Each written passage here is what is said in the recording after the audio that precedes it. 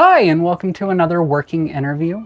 Today I'm here with Harold Sasaki of Colorado Bonsai, and we're going to be potting up some awesome little pre-bonsai trees. How would you like to introduce yourself? Well, I'm Harold. I've been doing bonsai for, well, I think we figured it out off camera about 70 years. But I've been doing, I was a hobbyist, wholesaler, and then retailer, and now I just teach class here at the nursery. And primarily, what I'm doing now is to growing material for beginners. But what we've done here is that we've gone to a leaf. This is what's called a Pocholacaria afra, which is, some people call it jade. Yes, it has some, jade-like leaves on it, so that's probably the way it was called. But this is a South African plant material that can grow like even 18 inches in diameter. But we like this plant because of the durability of the plant material, even under lower light condition, although it's best if during its cycle that it spends some time in a high light situation where you can grow these more compact like. 70 years is a long time to be doing anything. Why did you first get into bonsai in the first place? One of the things that inspired me more than anything was the leaf color. And especially the way the original book that I bought presented itself by saying, enjoy the four season through bonsai. And this is in Hawaii now, in Kona. Uh, and I was born and raised on a coffee farm. So I bought, seeds from the mainland, unbeknownst to me at the time that it requires chilling. Oh, for dormancy? For dormancy, to break the dormancy of the seed, you have to have some chill period. And usually it's, moisten the seed and keep it in the refrigerator for about 3 months or so. Or I've stayed with it and taught a lot of people how to do it.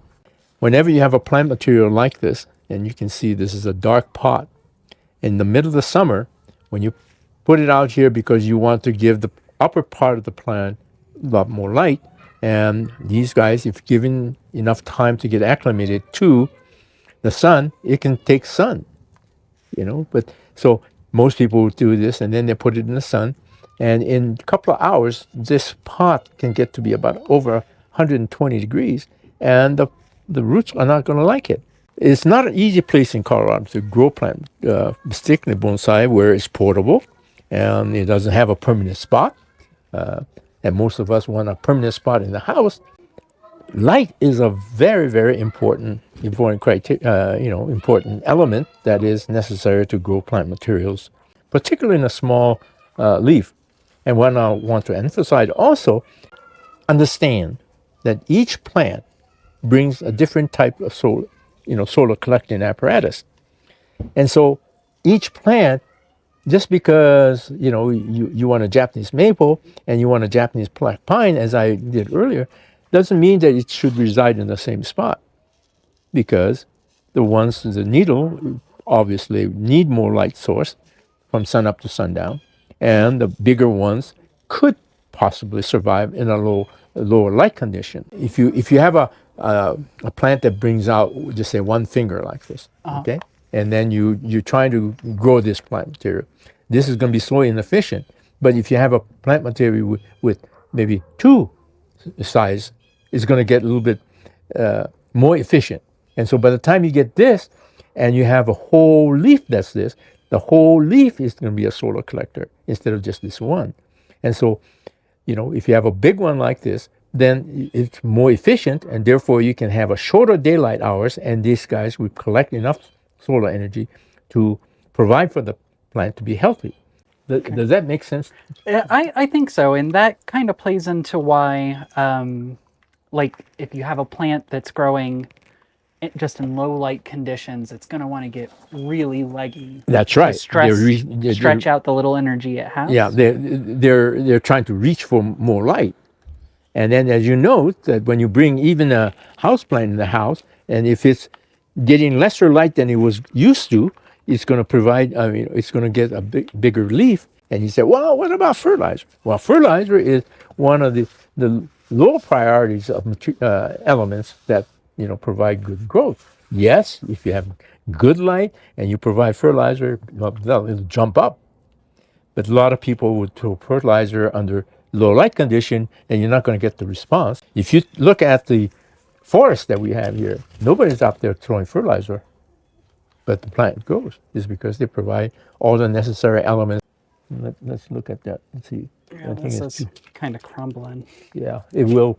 And so what you do is you put a little bit of stuff like that, and then put it right on top of it, and see what if you can do that. Yeah, because it's growing, and once again, this is another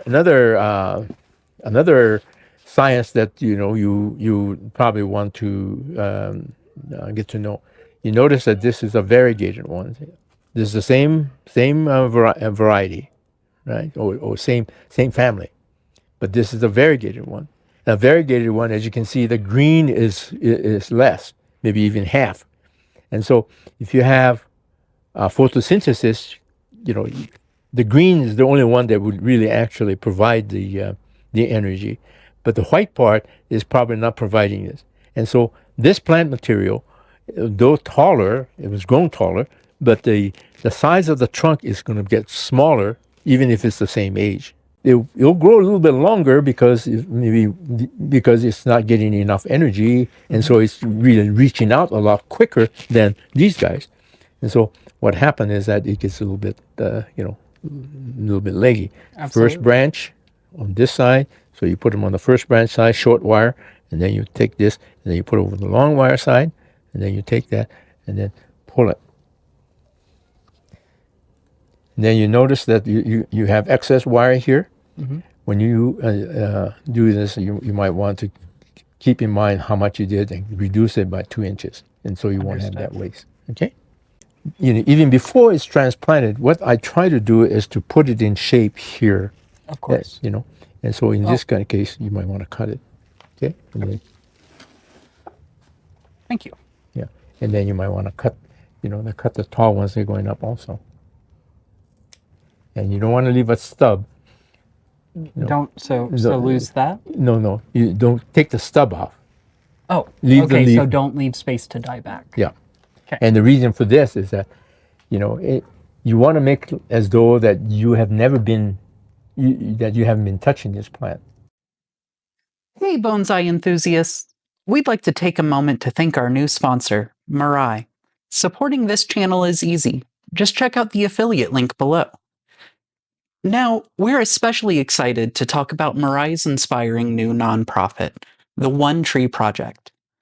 Their mission is to connect people with nature through bonsai, fostering a bond between a single tree and its caretaker, with the vision of conserving forests and ancient trees worldwide. The One Tree Project is looking for passionate volunteers to help build a youth program and spread the word. Want to learn more or lend your support? Check out the link below. Let's grow this movement together, one tree at a time. A moment ago, you were touching on fertilizer. Yes. I see here that we're using turfus in your soil mix. Right. Mm-hmm. I do know this is a pretty high organic mix you're using. Right. I've done a bit of research that says turfus isn't really good for fertilizer because it lacks cation exchange. Have you noticed any issues using this high organic mix with the turfus? No, I have not. Although the drawback of a turfus is that, well, let's go to the positive side first. The positive side is the weight. You don't want anything really heavy, particularly once your material is getting a little bit bigger. And so weight is the reason that I use turfus. Okay. It's probably not it's not the best. I think that we can do some research and that we can provide use other materials that probably is better than turfus. Right. I know like scoria is another one that people substitute for that. The negative part about turfus is that once it gets really dry, it almost refuses to get re-wetted again. And this is one of the things that is not a good thing for bonsai. But if you dunk it all the time, whenever you're doing it, that's not going to be an issue at all. But this is one of the main drawback of turfus. Okay. But turfus is not necessarily inexpensive, but it's readily available, and in some cases, scoria and some volcanic material. We have to go to specialty places to really actually get it. Yeah, and it can be a hassle tracking down, especially bonsai specific materials. Yeah, and so it can be a little bit of an issue. Would you mind sharing with us what your mix is here for this? Yeah, soil? mine's basically a lot heavier. When I talk about heavy, it's more organic than turfus, but I try to get it about 50% of decomposed Like bark? bark, yeah, pine bark, and then the other one is the turfus. Okay. But in my case here now, when I'm growing, just a straight growing and things like that, it could be a little bit different. It could be like 60% organic and then maybe even 40% turfus. So you've been doing classes for quite some time. Can I ask, what has been one of the most jarring experiences you've had with somebody that's come to one of your classes? I can't remember anything jarring, Well, that's good. experience that I've had. But Well, then how about one of your favorite experiences you've had teaching classes? my favorite experience probably is the at the end. Uh-huh. At the end of the class, everybody's happy with their plant material, Right. and they always thank me for having a good time. I try to have them have them have a good time, mainly because they usually come in the weekends, and weekends is supposed to be relaxing time for many, and so though I teach classes and stuff like that, but it's not what you call a traditional, learn it or fail kind of a situation. I Right. try to be very light, and we cover a lot of ground in 4 hours. And in traditional Japanese classes and stuff, you don't get to take home the first tree in the first class that you have. No, that's definitely a byproduct of America. Yeah, it's not that hard. Once you really embrace the science of it all. But most people, even science, really don't know where science starts and where art goes. And most of the instruction, particularly in bonsai, lean towards art. This is a horticultural art. So I know you just set this down. I'm going to show it to the camera here. It is a Sasaki ladder. I understand that you devised your own training tool for propagating and instilling movement en masse. Would you mind sharing with us? Sure, this is actually, this apparatus actually did come off of this. But when it's still young and supple, what I do is I use this, and it really basically is a ladder-like apparatus, but some of the rungs or the end of the rungs are pointed to the viewer, and you can see if I put it on the side, you might be able to, but there are some points that come up, and then all I do is zip it up there. But I've used this for a long time, and I enjoy it. I think you've done pretty well for yourself.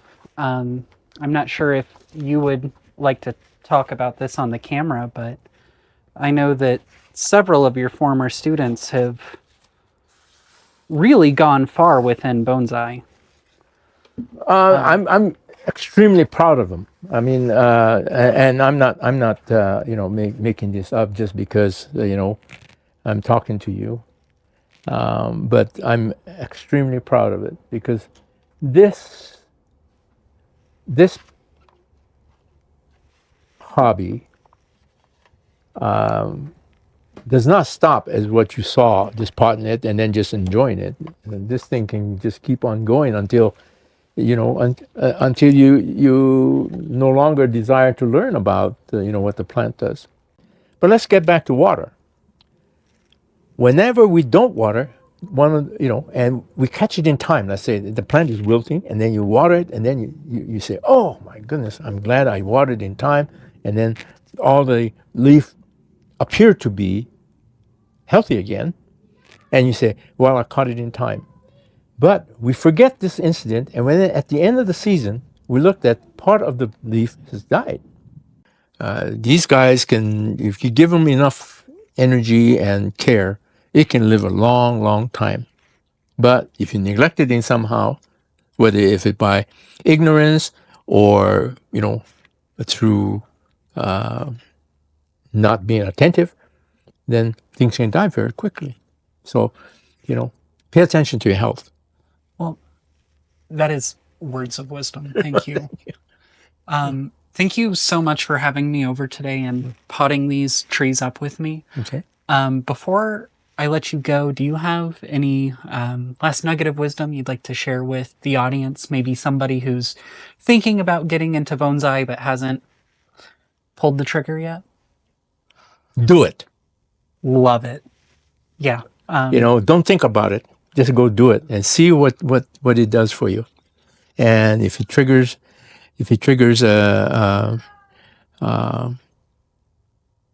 something, that's great. And I hope that you do. Well, thank you so much for having me over today. You betcha. You betcha. Thank you.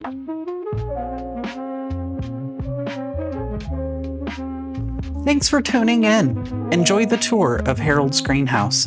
It's an amazing look at his collection. Plus, don't forget to visit our web store at rainybonsai.myshopify.com, where you'll find a selection of Harold's trees available for purchase. And if you want to learn more about bonsai care, be sure to check out these 2 videos where Harold teaches all about repotting and watering. You won't want to miss it. Thanks again. We'll see you next time.